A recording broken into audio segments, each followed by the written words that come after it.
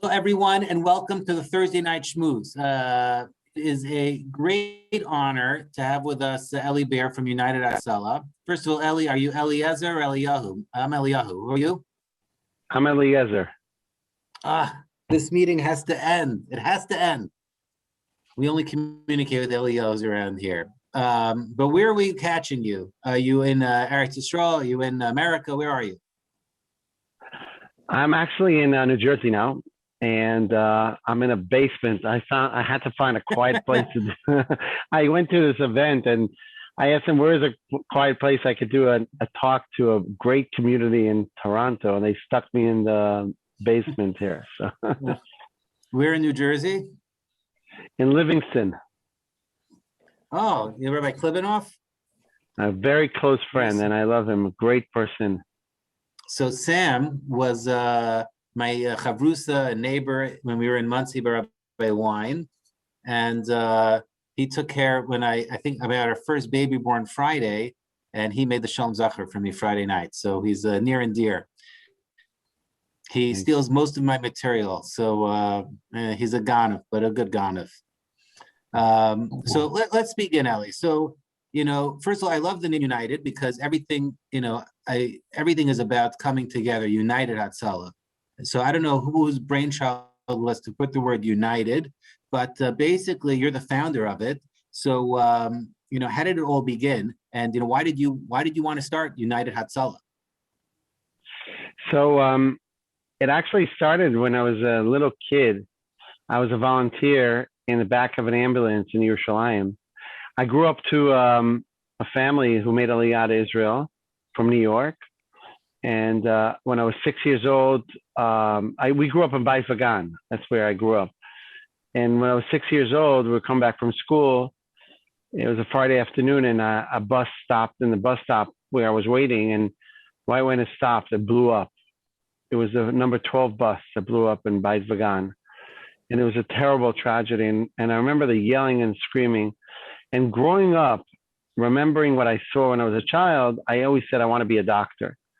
So when I was 15 years old, I went to volunteer in an ambulance, and it was my dream to save people's lives. And I did it for a year and a half in the back of an ambulance. And I used to write down every emergency call, the time we received the call, and the time we used to arrive to the call. And it drove me out of my mind that it took us so long every single time. Our average response time was 17 minutes to get to an emergency call. And we were all the ambulances were in one station, and from there they were dispatched to emergencies. And then we get a call a year and a half after I started volunteering of a 7-year-old boy who was choking while I was having lunch. And we were the only ambulance available at that time. So they sent us to, it was the same neighborhood I grew up. That's where it was, in Beit Vagan. And when we got there, it was 21 minutes after the call came in. And we started doing CPR on a little child. And it was one of the worst case I ever saw. A child, 7 years old, on the floor, suffocating to death while we were fighting traffic.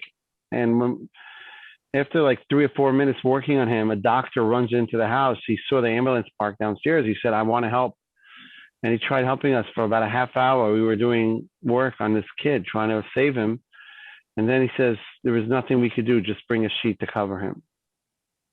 And that moment was the worst moment of my life. And that's when I realized a doctor who lives a block away did not know that this child is suffocating to death. If he would have known earlier, he would have come to save him. And only when he saw the ambulance, that's when he came. So I decided to go over to the ambulance organization where I was a volunteer in Magen David Adom, and to offer them to have a pre-ambulance service. I was 16 and a half years old, a year and a half in an ambulance. I never saved anyone. And I told them, it doesn't make sense. The whole system is broken. People are waiting for ambulances to be saved, but by the time we get there, it's too late. And they didn't want to hear about it. They said, if someone calls for help, you must wait for an ambulance.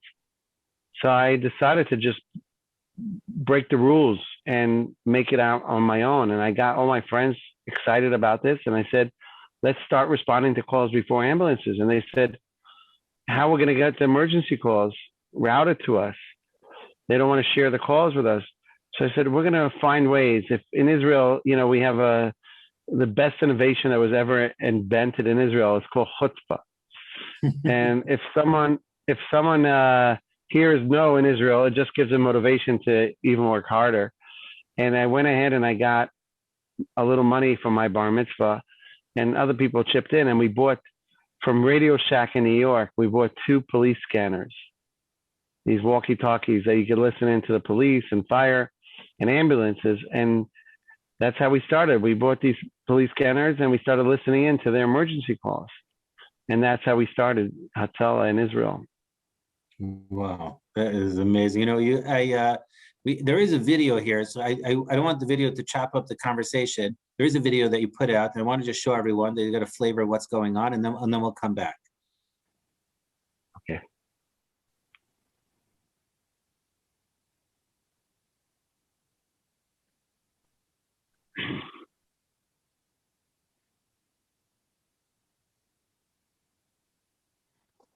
The voice is not on.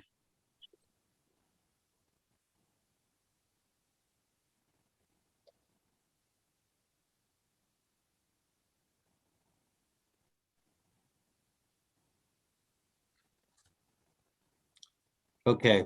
Yeah, sorry. 2. I don't. Yeah, take 2. Oh, okay.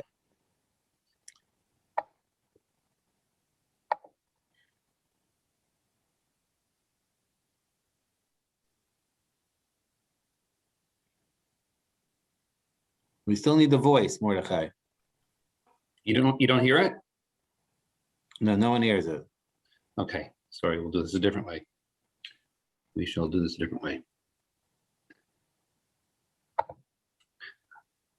Go to your next question, then I'll. There's a special way of doing voice with Zoom on the video. Yeah.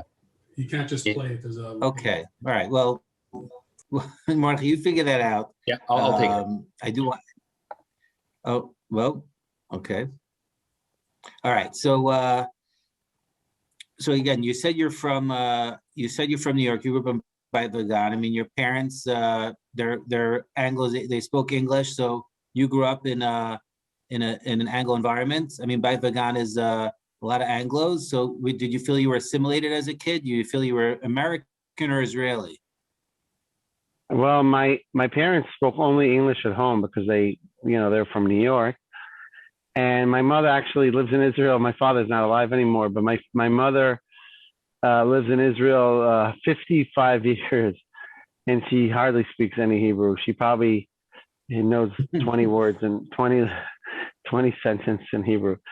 This is how we grew up and speaking English. And they were very, very proud of me. My parents, they knew what I went through when I was a child with the bus event, and I could have easily gone to the wrong direction, but I was always pushed to save lives. And I didn't, my father and mother were Americans who, making Aliyah to Israel then in the 60s, late 60s, wasn't easy, Parnassa and everything else. And it's the hardest thing is chinuch, the children.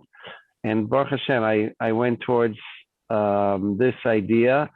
And when they heard I'm in the back of an ambulance, they were very, very proud. And my father, I remember him waiting for me every week when I came back from a shift, and he used to say, "No, did you save anyone? Did you save anyone?" And I used to get very annoyed from that question. I said, "Abba, you can't just save people in an ambulance. It doesn't happen.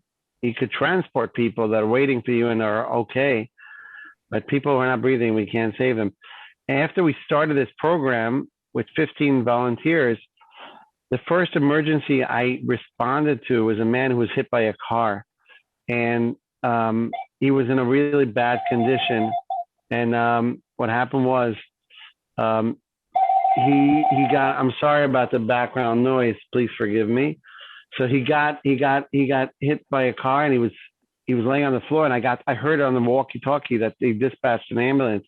I ran there by foot. When I got there, I saw him on the floor, bleeding terribly from his neck, and I had no medical supplies on me. So I took my yarmulke off my head, and I used it as a tourniquet, and I pushed it in to stop his bleeding. I didn't know if he'll survive. And then eventually an ambulance came, and they took him to the hospital.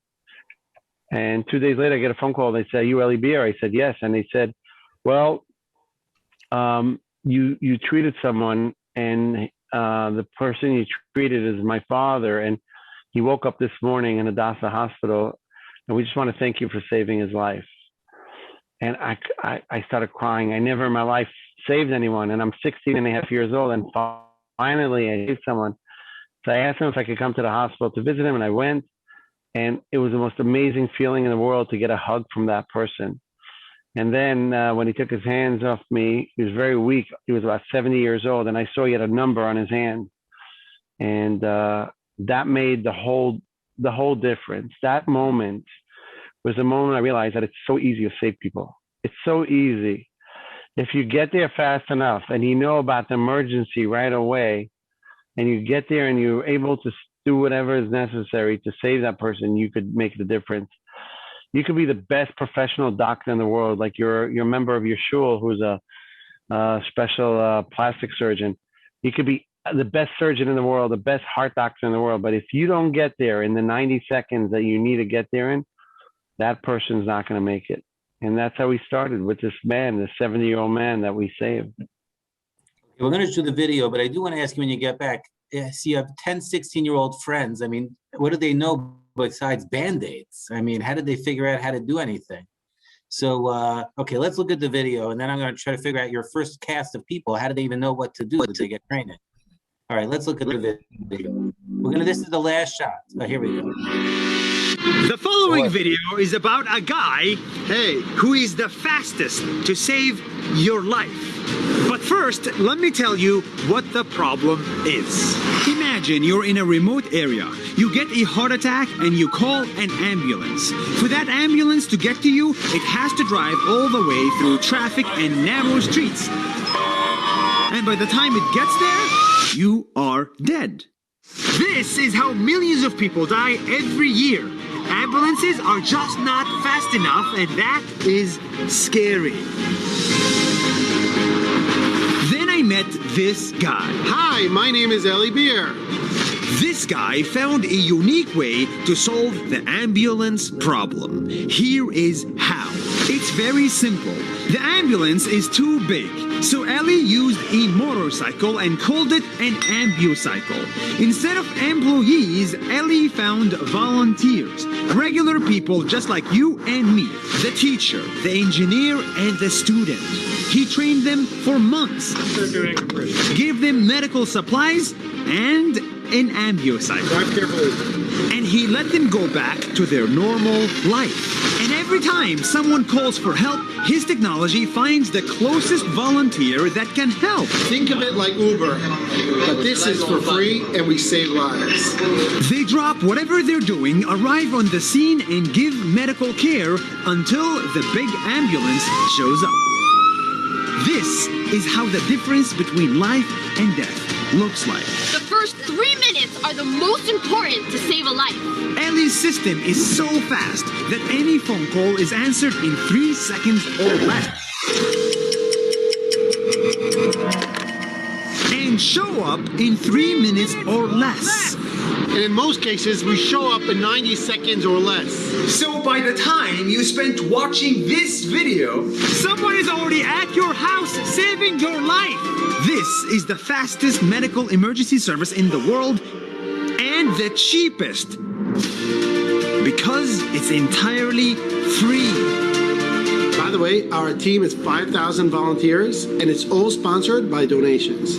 It's an organization that's 100% politics-free, 100% cost-free, 100% amazing, and 100% human.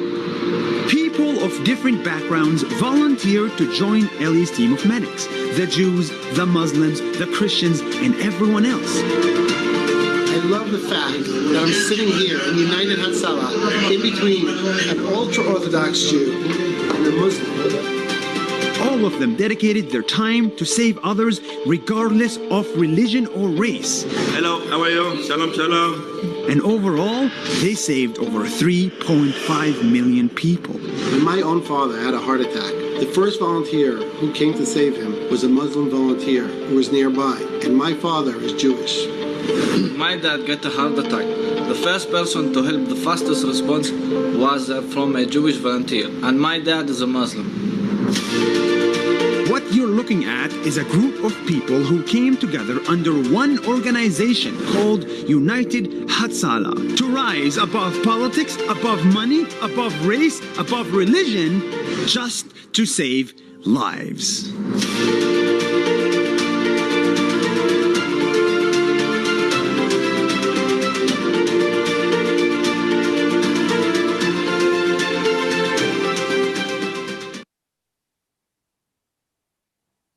I mean, it's ridiculous. I mean, do you ever pinch yourself that you're a 16-and-a-half-year-old kid and now you have an organization that is, it's a brand name, it's saving people, it's above everything, it's bringing all different. I mean, do you ever pinch yourself like, oh my gosh? Look, every time I see it in action, I can't believe it's existing, and it's just amazing you have to see it to believe it, because you see the people. The people are incredible. They come from really old backgrounds. We have rabbis, we have plumbers, we have lawyers, taxi drivers, religious people, ultra-Orthodox, secular, Arabs, men and women, everyone connecting with this organization. And that's why the United, you started, Rabbi, by saying that United, you love the name United. I wish more rabbis in the world would love the name United. And that's what I love about you, because you connected to the first letter of the first word. I mean, it's United Hatzalah. It's like you need to be united in order to succeed in this kind of organization.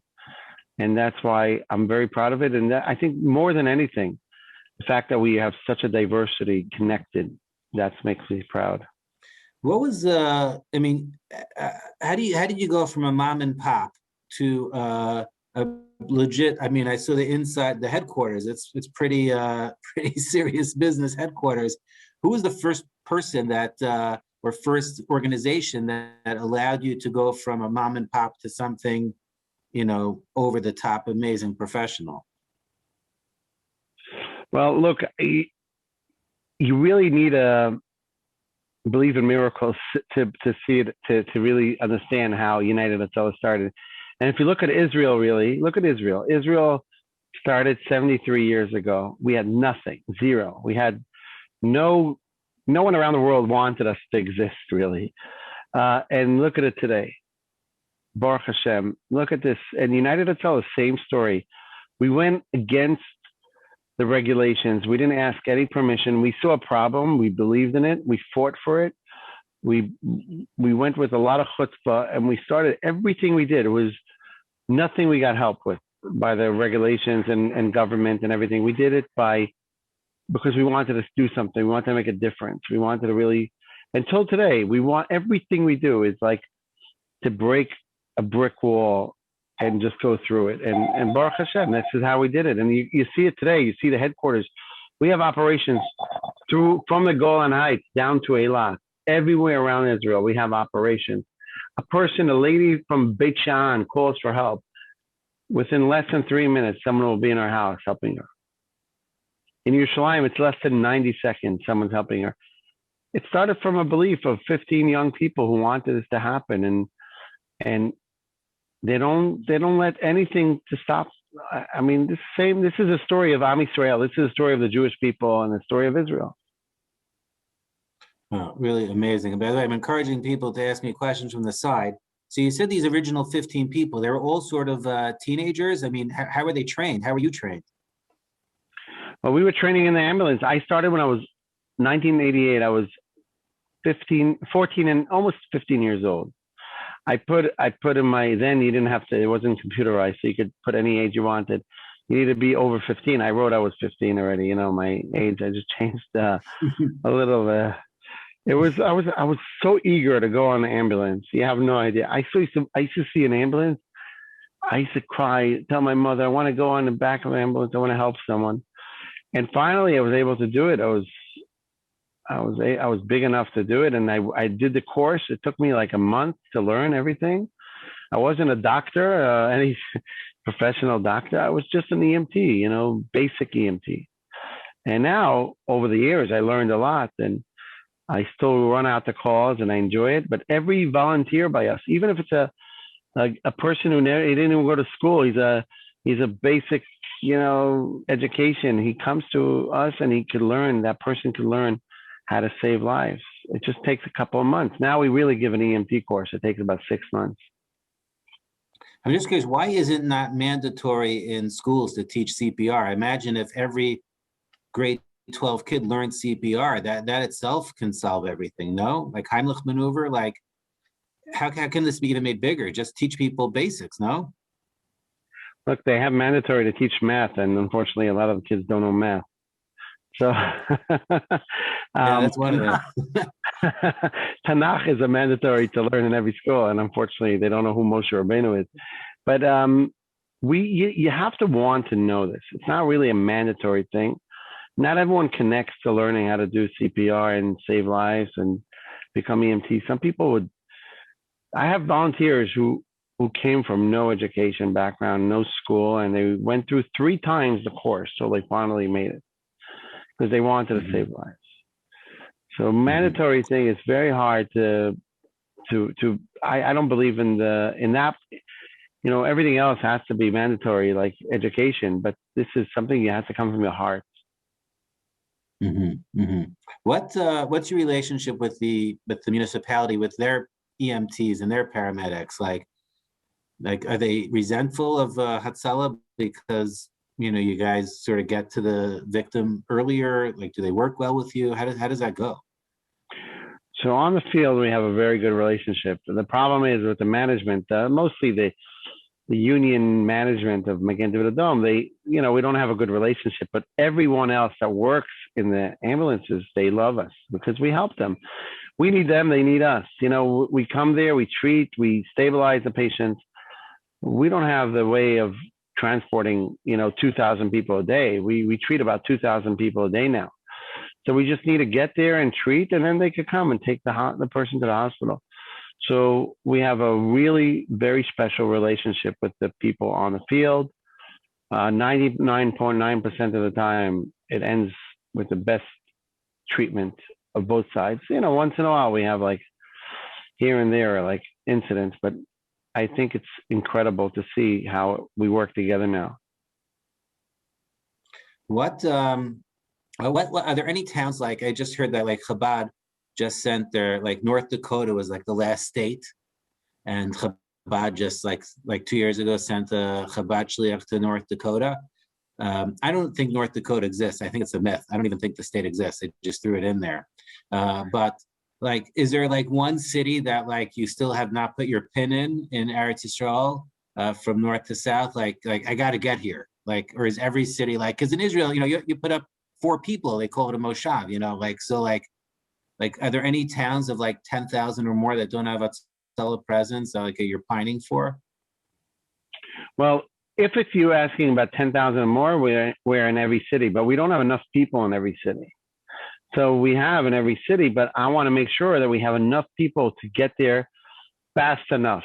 Meaning, if let's say we have 10,000 people in a city, if the city is with a lot of traffic and if it's a small, narrow area, we need to have enough people that if a call comes in, that the closest volunteers would respond quickly. The whole idea of United Hatzalah is to have a 90-second response to help people. So we have a plan, a 5-year plan, how many volunteers we need in every place. And of course, small yeshuvim, small villages in Israel, like you have small kibbutzim in the south of Israel.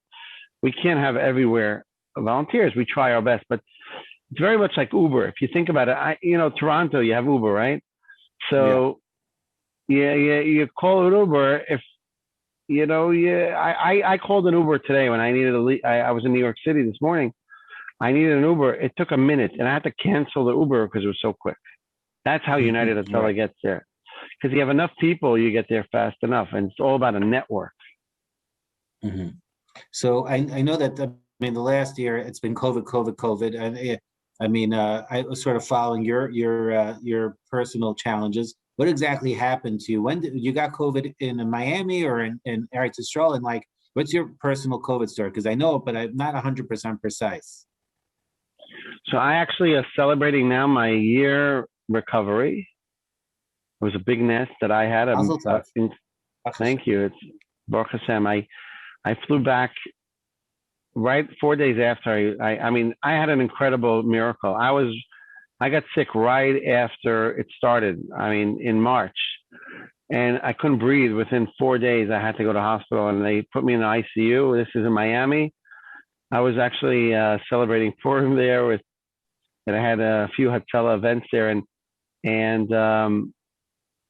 I found myself in the ICU, and the doctor comes to me. I couldn't breathe. It's like, I don't know how many of you ever felt the same way. Chas v'shalom, you should never feel it, but I'll give you something you could feel like what I felt. I'm sure you all have cell phones, and sometimes you need to make a phone call, very, very, very important phone call, and you don't have any reception. So you look with your phone for every bar you could find in the antenna, and you're looking in the corner of the room, next to the window, everywhere, and you can't get any bar, any reception, and you can't make that phone call. That's how I felt in my lungs. I was breathing, but nothing was absorbing in my lungs. And the doctors told me they have to intubate me. They have to induce me into coma. And I freaked out because I know what inducing people into coma is. That's what we do, unfortunately, in very bad accidents and very bad events. We have to induce someone into coma to intubate them. And I know that, you put someone in coma, you don't know if that person's ever going to get up. And I asked the doctor, what's my chances of survival? He didn't want to tell me. He says, I don't know. We just started this. You were one of the first patients here. So I was talking to him. I said, what about Europe? He says, in Europe, 5% of the people survive what you're going through now. So I had to call my kids and say goodbye to them. All my children, 5 kids, my wife. I say goodbye. It was the hardest moment of my life to say goodbye to your kids. And I said to them, just be good children, do good chesed. 3 of my kids are volunteers in the United Hatzalah, my wife. And I said, just continue doing good things. And I hope to survive this thing. And, we didn't know. No one knew. This is a year ago. We didn't know what's going to be. A little over a year ago. And a month later, I woke up. 1 month, I was in another world. And I woke up. I couldn't believe I was alive. I was like looking around. I didn't know where I was. And I thought I was kidnapped. I was in delusions. And the doctors told me, you're here in Miami. You had COVID. I said, COVID? How did I get COVID? I didn't know where I was. Wow. And so your wife flew in. She was. I was not allowed to fly in. She was stuck in Israel. You were by yourself. Israel shut down. She couldn't leave the country. Actually, we got a lot of offers from good people, friends and supporters, and people that heard about the story to fly my wife into America, but there was no point of her to come. The doctors, the hospital wouldn't allow her to go in. It was locked down. The whole hospital was locked down. So she stayed in Israel with the kids. And then when I woke up, they couldn't believe it. My wife was they tried calling my wife to tell her that I woke up, but she didn't answer the phone. And my wife is actually a volunteer of United Hatzalah. So she was responding to an emergency call for a woman giving birth in the street nearby. She was waiting for an ambulance to go take her to the hospital, and she gave birth. And my daughter Abigail and my wife Gitti, they were delivering the baby while I woke up. So they couldn't reach her. And finally, after I woke up, an hour later, they reached her. And she couldn't believe I woke up. They thought I'm not going to survive this. This was a day after Pesach. I woke up. I missed Pesach. Wow. So you did that all not to clean for Pesach. You're a very classy guy. Yeah, anything not to clean for Pesach. What? I mean, how does Hatzalah deal with COVID in Israel? I mean, it's vaccinated people getting sick, people out by themselves. What's going on with Hatzalah and COVID for the last year in Eretz Yisrael? So when it started, we weren't prepared for this. The truth is, we didn't have even protection gear. We didn't think anything like this could ever happen. We had personal protection gear for one call, for one emergency. That's it, And all of a sudden, you find yourself in a situation where you could go treat someone for a heart attack, and this person's having, besides a heart attack, he has COVID, and you could get sick and then bring it home with you, and all your family's getting sick. And people started dying in Israel. Israel had a very bad reaction to COVID. And because people in Israel love hugging and kissing and dancing and shuling and yeshivaling and everything else, so Israel got it really, really bad. So we had to adjust the organization to respond to emergencies. So we had to get all the protection gear. And then all of a sudden we started getting phone calls, not only emergency phone calls, like medical emergencies. People started calling us for everything. They didn't know who to call because we're the only free organization. You call an ambulance, you call Magen David Adom, they come, but you get charged. A lot of people can't afford it. So we started getting phone calls from people. If you call Magen David Adom, you get charged? Of course. I mean, the insurance pays for it if you get admitted in the hospital, but if you go only to the emergency room and get dismissed after a few hours, the bill stays in your pocket and you have to pay for it. And that bill adds in fines and interest and ends up a lot of money. So a lot of people were calling us, could you help us? We need to go to the hospital. We're not breathing. We have this. And then people start calling us. And we have 50 ambulances, 50 ambulances. We give free transports to the citizens. We never give people bills. So people start calling for help. And they didn't. People were panicked. And then older people that were in quarantine, Israel locked down the older population in a special lockdown because they were scared. These people are going to get sick. And the ICUs were filling up. So a lot of people didn't have food. They didn't have medicines or oxygen. We started getting humanitarian emergency calls. And when I got sick, I told my management team in Israel, I said, guys, just do more chesed for me. I didn't even ask them to daven for me. I said, a lot of people don't daven. Please do chesed. Do one extra good deed for me. And they opened this whole operations in Hatzalah, another dispatch, besides the main dispatch, 25 people answering the phone, like our number is 1221 in Israel. So a lot of people started calling for help. So we opened another dispatch with 60 people, 60, answering phone calls for a humanitarian. And people said, oh, I don't have electricity at home. They can't call an electrician. Electricians are not coming. So tele-volunteers went to fix their electricity. Then one lady calls. She says, this is before Pesach, 5 minutes before Pesach. She says, I don't have candles to light for Pesach. I'm 90 years old. I didn't go shopping for a month. Could someone bring me candles? They sent out the call. An Arab Hatzalah volunteer drove on an ambicycle to a little makolet that was open in Jaffa. He lived in Jaffa and she was in Bat Yam. And he bought her candles and a bouquet of flowers. And he drove over to her. No supermarket was open then, Jewish supermarket. And Pesach came in already, and he drives over and he goes to the top floor of a building. She opens the door and she says, you saved my life. You saved my life. She started crying. She saw him with the orange jacket. And he gives her the candles and she runs to light 15 candles. And he looks at her. And then after she lit the candles, he says, you mind if I stay with you? And she saw that she had a number in her hand. She was a Holocaust survivor. So he was like, he wanted to spend some time with her. And he's an Arab Muslim. And she said, no, go home to your family. He says, no, I don't have a Seder. I'm not Jewish.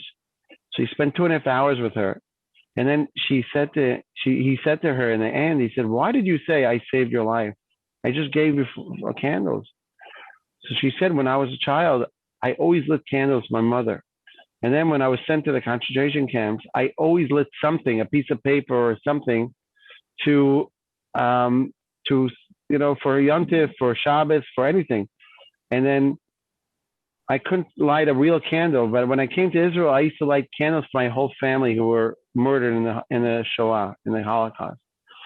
And I never missed one Shabbat or one Chag. And all of a sudden, when I realized I don't have enough candles, and I have to go light a little piece of paper again, this will be my last day of my life, I said. And then a neighbor said, one of our neighbors, they didn't have candles. Like, she lives in a building with mostly Russian people in Bat Yam, and no one had candles for Yom Tov. So someone said, call Hatzalah, they're going to give you anything you need. So she called, and you came out of the blue, she said, and if you wouldn't have come, I would have died. Wow. And you saved my life. And I heard that story when I woke up. That was the first story I heard. And that's a story that gave me the strength to get up out of my bed. I couldn't make a step. I couldn't walk, but I at least get up and sit. And I said, if I have these kind of tzaddikim, even if they're Muslim, even if they're Christian, even if they're religious, secular, no matter who they are, they would help someone else for the sake of helping. Chesed. I'm going back to Israel. And I got a phone call that day. It was a miracle from Miriam Edelson, Sheldon Edelson's wife, Dr. Miriam Edelson. And she said, I want to send a plane to pick you up. They had no planes going to Israel. And I told the doctors, they said, no, it's going to take weeks. I said, no, it's not going to take weeks. They said, what are you talking about? I said, I'm out of here. They said, you can't leave. I said, I'm leaving. Within 4 days, I was in the plane back in Israel. Wow. That's really amazing. What in terms of getting the vaccines, are you helping? I imagine some people are shut-ins. How are they getting, how did the 75 to 95 population get vaccinated? Was that so, like, how did they even get to the vaccination sites? That's great. Thank you for mentioning that. We realized that everyone was going to get, I don't want to step, I know that in Canada they have a big problem with vaccinations, but now I think it's a little better. But we're getting vaccinated. We're getting the vaccination in 20 years. Don't worry, we're going to get the vaccinations in 20 years from now. I feel really bad. I'm sorry. I really love Canada, and I'm so sorry about what's going on there. But thank God, Israeli government, one good thing they did is they fought for the vaccines. The prime minister and the government, they really did a lot to get the vaccines, and everyone was running to get it. In the beginning it was a certain age, but then we realized that the people that were Holocaust survivors, older people, were not coming. We realized because the reason Israel was so successful is we sent 800 volunteers of Hatzalah to help out with the vaccination, which was incredible because in America, in the beginning, they said only nurses could give it. I don't know about Canada, but in Israel, they said, in America, they said only nurses. And I went to the Israeli government and I said, why do you need nurses for a vaccine? Yeah, I mean, anyone can give it. What's the big deal? It's steal it. It's a little exploitation for 2-3 hours and you do it. You don't have to be a surgeon to do that. And we convinced the government to give a special authorization to EMTs to give it. And we sent 800 EMTs to help out. And I was getting reports and I went there to see, and I said, where are the old people? Where are the 95-year-olds? We have a lot of 95-year-olds, thank God. Where are the 100? They weren't coming. They couldn't walk. They had special, they were stuck at a home for a year. So we went ahead and we started a program to go get them with ambulances of Hatzalah for free.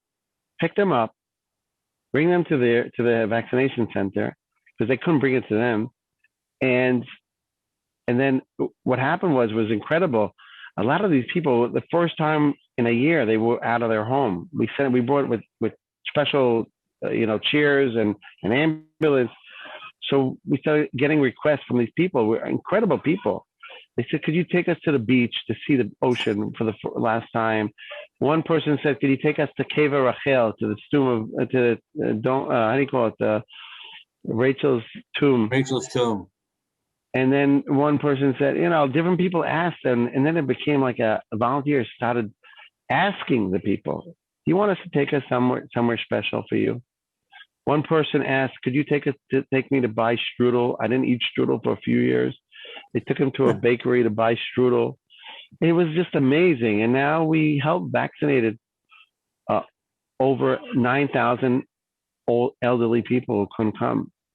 And this is thanks to the claims conference that gave us the list and the support to do this, and many people who supported this program to go ahead and take these people to the hospitals, because there was a lot of work and logistics. We're still doing it. We still have a few thousand we're still doing. Wow, amazing. What, I mean, I don't want to, I mean, you haven't mentioned the one word to me in this whole thing, which is guilt. I mean, when you started this, I mean, you had just said you got $200 for Radio Shack walkie-talkies. I mean, does the government give you like millions of dollars to help you with this? Because you're benefiting their citizens. Look, the government helps us, but we are a volunteer organization, so we have to buy defibrillators, we have to buy ambucycles, we have to buy ambulances, equipment, training. It costs a lot of money. The budget of the organization, we treat over 600,000 people last year. The budget is over $30 million. So we have people that support us. The government gives some money, but people from Canada, and that's why Rachel Har is here. Hi, Rachel. Say hello. Rachel Har. Rachel. She represents United Hatzalah in Canada, and she works hard. She has some people with her that a board of great people, and they send support. We buy the medical supplies and everything else. And if it wasn't for our brothers and sisters, the Jewish people around the world that are helping Israel and helping United Hatzalah, we would not exist. We would not be. And as I see here, Elma too. Elma, I see her too, right? Elma, is Elma in the board? Ilana Carr. She's actually an old friend of mine. We haven't met yet. Ellie and I haven't met yet. Yeah, I never met Rachel, by the way. Only Zooms, because Rachel started just a couple of months ago. Rachel's doing a great job, and you know what? I'm really, really hoping to come to Canada. I love Canada. I love the people. It's one of the coldest places and the warmest places. It's cold. The weather's cold, but the people are very, very warm. And I love Canadian people.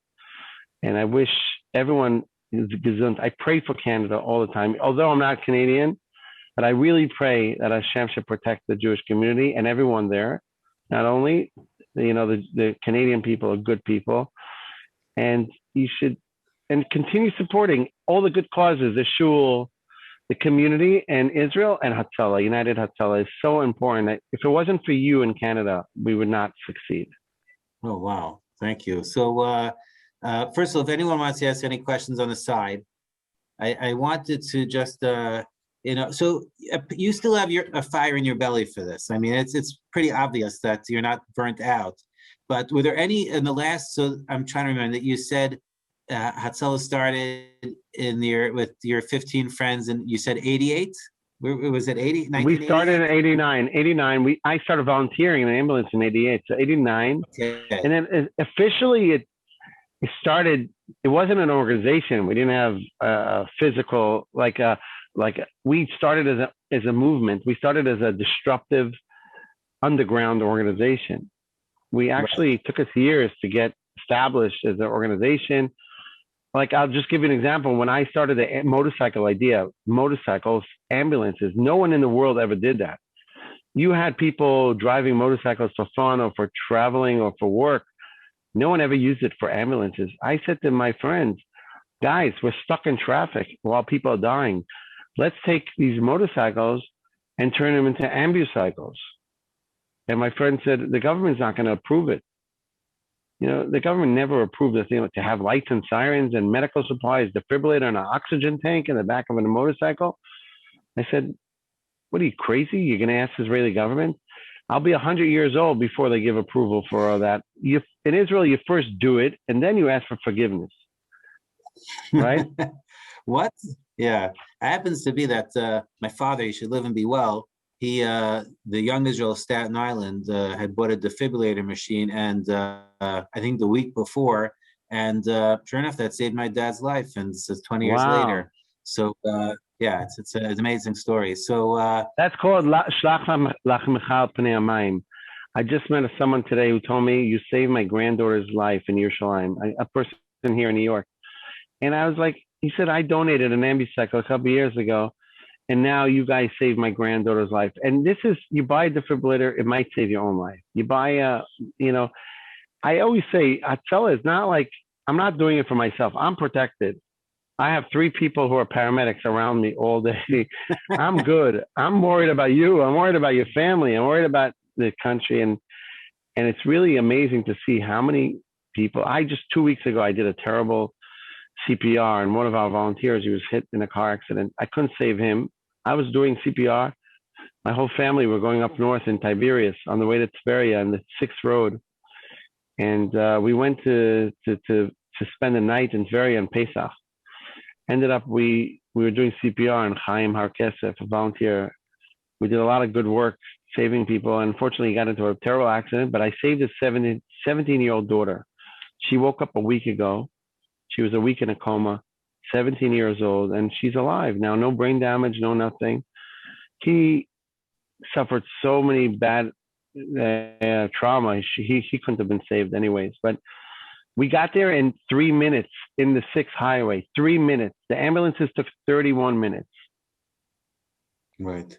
Cool. Well, let me ask you a question. Just like, I know big cities, Mexico City, the manager of big cities out there, like, are you taking your knowledge? Like, I know Israel helps all the countries in Africa figure out how to get water. Like, this is very, not to use a pun, but transportable, your information. So why are not, is Mexico City using ambulances? I know it's a big city. Like, what's going on with the rest of the world?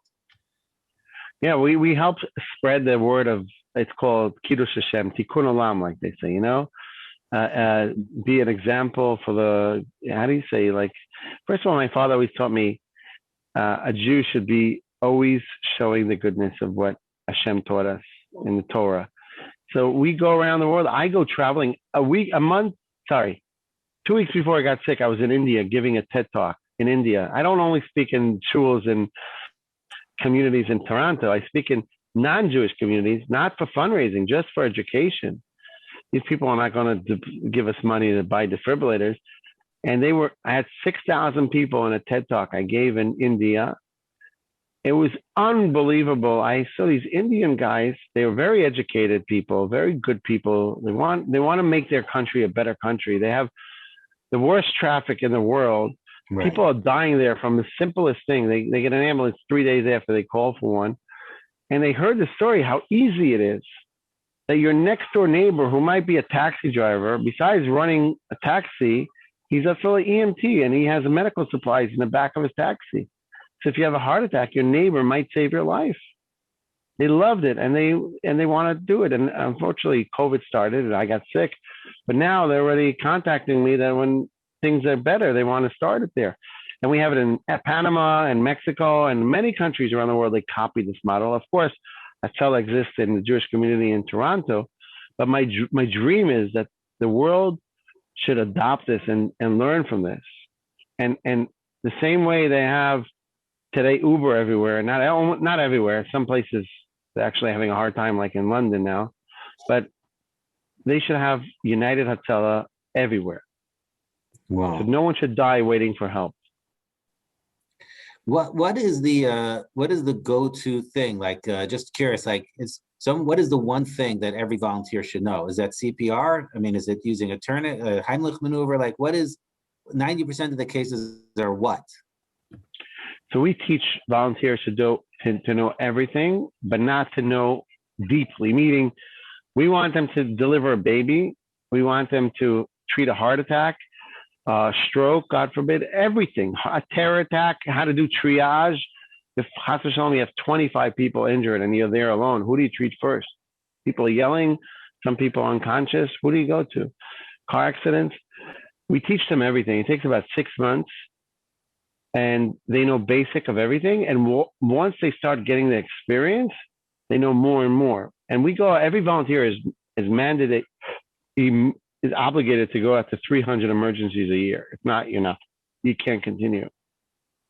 You have to go out to one call a day. At least. Yeah. So we have volunteers who go 4 or 5 calls a day. I mean, you need to be a meshugana to be part of this organization. These are not for regular people. You need to be total meshugana. Wow. This takes over your life. I'm not kidding. You could be in shul giving a sermon in front of 150, 500, members of the community, and all of a sudden your pager, bursts out and says someone's having a heart attack in the building nearby the shul. You say, "Sorry, everyone, go to this kiddush club. I'm coming back soon. I'm going to save someone." Wow, it's just amazing. All right, so I want to, I just want to ask 1 or 2 questions from the side, and then we'll wrap this up. Thank you so much for your time. So, okay, question: has Israel established any new protocols for treating those that land up in the hospital, other than putting them on incubation, like what you were treated with? Any breakthrough drugs going on now? They actually have an incredible drug. Unfortunately, it's not approved yet, but it's a great drug. The Ichilov Hospital created, and they had 100% success with it. It's like an antibody treatment, but it's better than the American antibody. The American, Regeneron and Eli Lilly created antibody treatment, but for patients who are in very light conditions of COVID. Anyone who's serious, where COVID already took over their body and did damages already, the antibody treatment in America can't help them. Mm-hmm. So the treatment in Ichilov that they checked in I think 60 patients, if not mistaken, I think all of them recovered in really bad condition. I think all of them recovered. I'm not 100% sure, but you can look it up in Google, and it's incredible. But things are so slow, and bureaucracy kills good ideas. And thank God already 95% of Israelis, okay now. Like everything is coming back to normal. So I think they're going to develop it for other countries now. So that's one thing. The second thing, Israel is coming out with a vaccine, which is taking forever. It's actually the Israeli government, Mossad, Nes Ziona organization, Machona Madai, it's called Nes Ziona. That's where they develop a lot of these nuclear and stuff and whatever. So they're developing a vaccine, but we don't have the money Pfizer has and other countries have to develop. So it's taking a long time, but I think Israel is very good in treating COVID patients. In the beginning, of course, they didn't know anything what they were doing. I don't think anyone knew, but now Israel has a lot of expertise in it. Mm-hmm. Eli, I just want to say, first of all, thank you for coming on. I want to thank Rachel and Alankar for making this. If you wanted to connect more to United Hatzalah here in Toronto, so it's Rachel. How would they contact you, or Alana, if people wanted to connect more to the organization? So Rachel, yeah. We put on the chat our address, our email, and people can contact us. We really appreciate everyone's support, and we really thank you, Eli Beer, and we thank you, Rabbi Karfunkel, and the Forest Hill Jewish Center. We really, really appreciate everybody coming on, and we have wonderful programs, and we actually do run some CPR programs. So our emails are up there and our website's there. So please reach us. Thank you. And I just want to say that our website is easy to remember, israelrescue.org. israelrescue.org. We didn't call it unitedhatzalah.org because, first of all, not to confuse people, we are in Israel, so Hatzalah, local Hatzalahs in different communities around the world. And second thing is, a lot of people got confused and they went into Hezbollah's, Hezbollah, our neighbors in Syria, in Lebanon, and they supported them by mistake. So, the people don't know how to spell Hatzalah, so we call it Israel Rescue. I want to say that, that I guess part of the magic in life is to find out your role in this world. And I think that's a big struggle we all have. Like, why did Hashem make me specifically? And just to see how that you have your fire in your belly because you know why Hashem created you, and to just feel your magic is it's infectious, no pun intended. And it's a really great honor. All of us sort of been following your health condition last year, and I think your English date last year was when you got better, like a year and a day, or when you returned to Israel or something. And it's an inspiration that if you want to do something, it can get done. So at 16 and a half years old, you wanted to impact the Jewish people in a tremendous way. And I think personally, the fact that you have Muslims and Christians, my parents I'm alive today because of Raoul Wallenberg, because of a righteous Gentile. I think, there's probably 200,000 people alive today because of Raoul Wallenberg. If you add up the children and grandchildren, everyone, there's a human level. And if we are able to somehow see each other, all the goodness that we're doing, that'd be so much less problems in the world. And you are the antidote to all of the hate and ichiness in the world. I only wish you much success, because your success is Hashem's success, is our success. And just keep on trucking, and we hope to support you and be connected with you for many, many years to come. Thank you so much, and I really hope to see you all in Eretz Yisrael soon. I'm not gonna answer the question because you didn't ask me, but Israel's opening up slowly, so I hope Canadians will be able to come. So if you come for more than 4 weeks, you could be vaccinated in Israel. We got a deal. Thank you so much, Alana, Rachel, Rabbi Mordechai, if everyone can go to gallery view and say goodbye. Thank you so much, Ellie. And be well. Chazak v'amatz. Thank you so much. Thank you. Bye-bye. Everybody. Thank you, everybody.